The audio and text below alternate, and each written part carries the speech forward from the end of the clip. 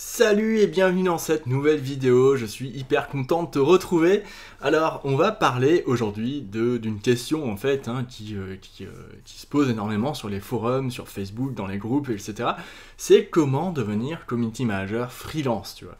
Moi je suis devenu freelance il y a environ 3 ans et je vais t'apporter ici mon expérience en fait, ce qui fait que on peut devenir ou pas community manager freelance et sur quoi il faut travailler, sur quoi il faut axer les priorités.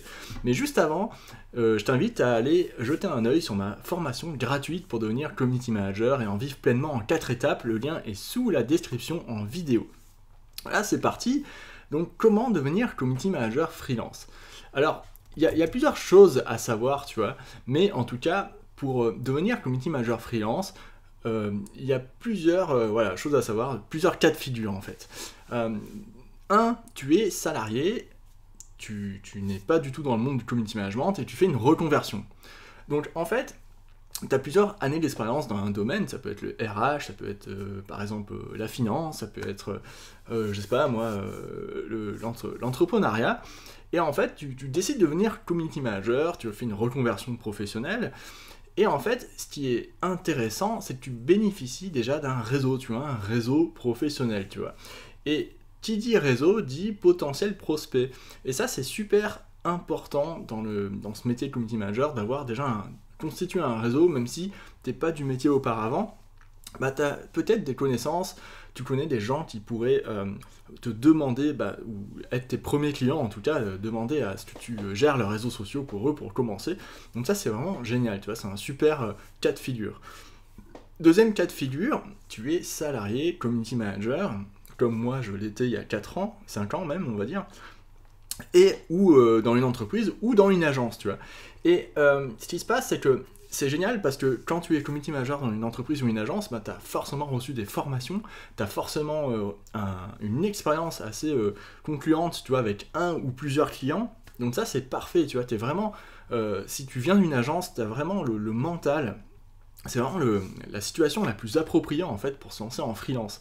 Tous les community managers qui venaient d'agences et qui sont devenus freelance ensuite que j'ai rencontrés par l'intermédiaire de mon podcast ou moi en tant qu'entrepreneur, j'ai trouvé que les CM qui sortaient d'agences avaient vraiment une avance par rapport aux autres parce qu'ils ont déjà été habitués à travailler avec plusieurs clients à la fois et à organiser leur méthodologie par rapport à ça. Moi qui suis issu d'une seule entreprise, je n'ai jamais été habitué à travailler comme ça et j'ai dû le faire sur le terrain, tu vois. Et bon, ça s'est fait au fur et à mesure, mais ce que je veux dire, c'est que les community managers qui sortent d'agences, je trouve, ont quand même plus de facilité à se lancer dans le freelancing. Et c'est super en fait, c'est parfait pour eux parce que, voilà. Donc c'est pour ça que qu'être en agence, c'est toujours une très très bonne expérience, tu vois. Ça c'est vraiment le cas de figure numéro 2, on va dire, c'est le cas idéal. Et enfin, il y a le troisième cas, c'est tu termines tes études de community manager, tu n'as jamais eu d'expérience professionnelle auparavant, et tu souhaites devenir freelance. Ça, c'est un cas de figure qui est un peu plus difficile, tu vois. Si tu n'as pas eu le temps de construire ton réseau et que tu te lances directement, il se peut qu'il se passe deux choses en fait. Ou tu peux te casser la gueule parce que sans réseau c'est impossible de réussir dans l'entrepreneuriat. Soit c'est ce qu'il va falloir travailler et ça va te prendre du temps et tu vas peut-être devoir prendre un job à côté ou trouver un job à temps partiel ou quoi. Donc ça c'est un peu compliqué. C'est le cas de figure un peu compliqué, mais en tout cas, ce qu'il faut faire au lieu de terminer ses études et ne pas avoir d'idée de réseau, c'est pendant ses études faire un stage ou essayer d'aller voir des gens le plus possible, des agences, des entreprises, et essayer de se faire un réseau pendant que tu fais tes études. Et ça, c'est un excellent cas. Ça, c'est un des sujets dont j'ai parlé dans un épisode de podcast en décembre. CM freelance dans les musées, tu pourras l'écouter sur la plateforme Ocha ou n'importe quelle plateforme de streaming audio que tu as envie d'écouter. Et c'est une interview que j'ai eue avec Une CM freelance, c'est Solveig Marie, et elle en parle en fait. Elle explique comment, à la sortie de ses études, elle s'est lancée directement dans le freelancing, dans un milieu qui est assez fermé, connu pour être fermé, tu vois, les musées, la culture. Donc ça, c'est important d'avoir des billes à propos de ça, de vraies personnes qui en parlent. Mais en tout cas, c'est un cas de figure qui est un peu plus compliqué. Et bon il faut, voilà, c'est un peu plus lent, c'est un peu plus dur d'y arriver, mais c'est possible, tu vois, il n'y a pas d'impossibilité, quoi. Ce qu'il faut savoir, c'est que quand tu deviens un community manager freelance, eh ben, il y a deux principales parties qui se séparent, tu vois. La partie 1, on va dire, c'est toutes les compétences qui font que tu es community manager. Et la partie 2, c'est le savoir-être en tant que freelance. Donc, on va travailler d'abord sur la partie 1. Tu sais ce qu'on retrouve dans la partie 1 ? Eh ben, on retrouve la capacité à évoluer avec le milieu du social media, tu vois. Ça, c'est vraiment hyper recherché, c'est-à-dire qu'il faut avoir une veille organisée et structurée pour évoluer en permanence avec les nouveaux algorithmes, les nouvelles fonctionnalités. Il faut écouter des podcasts, il faut suivre des vidéos, suivre des entrepreneurs, des agences, tu vois, il faut vraiment avoir une veille dans la presse digitale spécialisée, tu vois, qui est assez, qui est quotidienne, voire hebdomadaire, tu vois, si tu peux pas faire être au quotidien connecté, il faut vraiment se créer ces fils de veille, tu vois, aller sur Twitter, aller sur des outils comme Feedly par exemple, où tu peux regrouper des flux RSS, avoir des articles de blog. Voilà, ça c'est hyper important d'être toujours à jour dans ce métier. Deuxième chose, il faut aussi pouvoir proposer à ses clients une partie stratégique, tu vois. Il faut pouvoir créer un positionnement sur des réseaux sociaux. Parce que en fait, des clients, ils ont peut-être pas de community manager en interne, ils ont peut-être pas le matériel ou pas le budget pour aller sur plein de réseaux sociaux à la fois. Et toi, en tant que community manager, ton rôle, ça va être de dire, ok, vous vous lancez sur un seul canal, parce que vous n'avez pas ci, vous n'avez pas ça, et parce qu'on va pouvoir quand même faire ça, et ça va quand même générer du résultat, tu vois. Et ça, c'est important de savoir le faire, de pouvoir proposer une stratégie, c'est même vital pour une entreprise, pour pas qu'elle abandonne au bout de 3 mois et que ça se casse la gueule derrière, tu vois. Troisième chose, il faut qu'en tant que community manager, tu puisses créer du contenu. Alors, aujourd'hui, le contenu, ça peut être des vidéos face caméra, sur TikTok par exemple, en format vertical, ça peut être des interviews avec d'autres acteurs du secteur, tu vois, du secteur de l'entreprise. Ça peut être toi qui mène les interviews, ça peut être toi qui anime un podcast ou qui conçoit un podcast, tu vois. Ça peut être aussi le community manager qui va créer des reels sur le terrain ou quoi, ou qui utilise un ambassadeur. Tu dois être capable de créer du contenu, l'écrire et le réaliser, tu vois. Ça, c'est quand même important. Après, le réaliser, si c'est de la vidéo trop difficile, il vaut mieux travailler avec un vidéaste et un photographe, parce que ce sont des spécialisations, ce sont des métiers, ou avec un graphiste, bien sûr. Mais en tout cas, tu dois être capable au moins d'imaginer ces contenus et de les faire réaliser, tu vois. Ça, c'est important d'avoir ça à l'esprit. Il faut aussi savoir animer une communauté, la gérer, tu vois. Comment créer des conversations avec du contenu sur les réseaux sociaux, ça c'est ton cœur de métier, tu dois absolument pouvoir gérer ça, tu vois, et le faire au quotidien.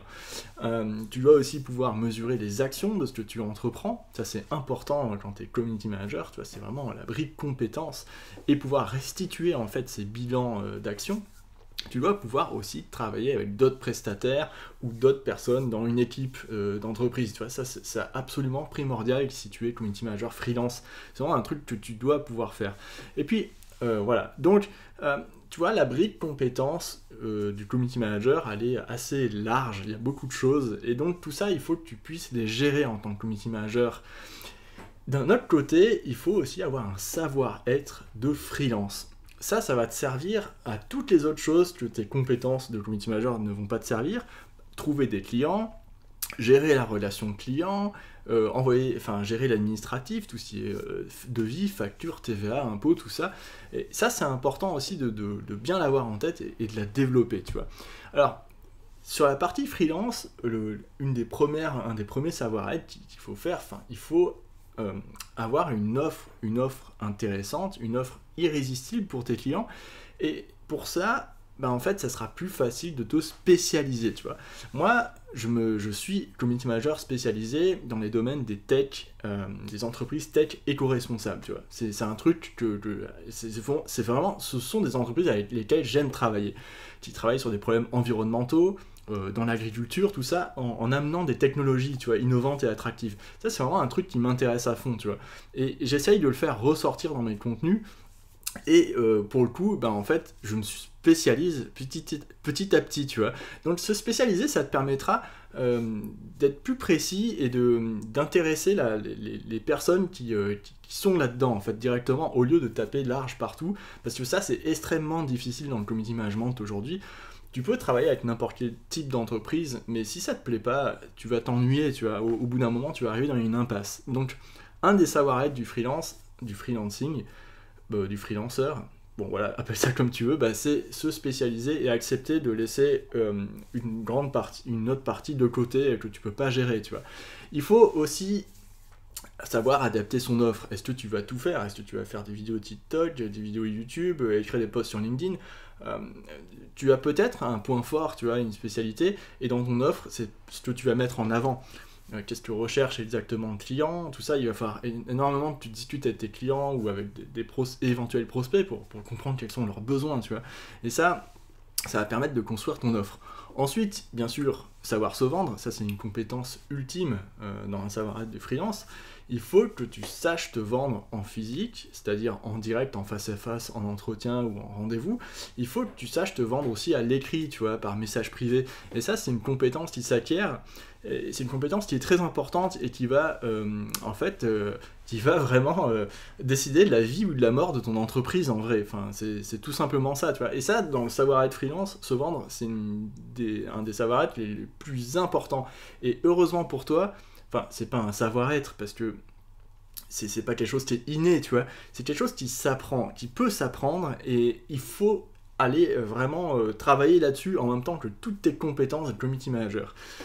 Il faut savoir gérer une relation client, tu vois, une relation client qui peut se dégrader parfois selon les caractères des personnes avec qui tu travailles ou selon des situations que tu n'avais pas envisagées au départ, tu vois. Ça peut arriver, donc ça, il faut savoir faire aussi. Et puis aussi, il faut savoir créer de la rétention avec ses clients. Il faut savoir faire prolonger des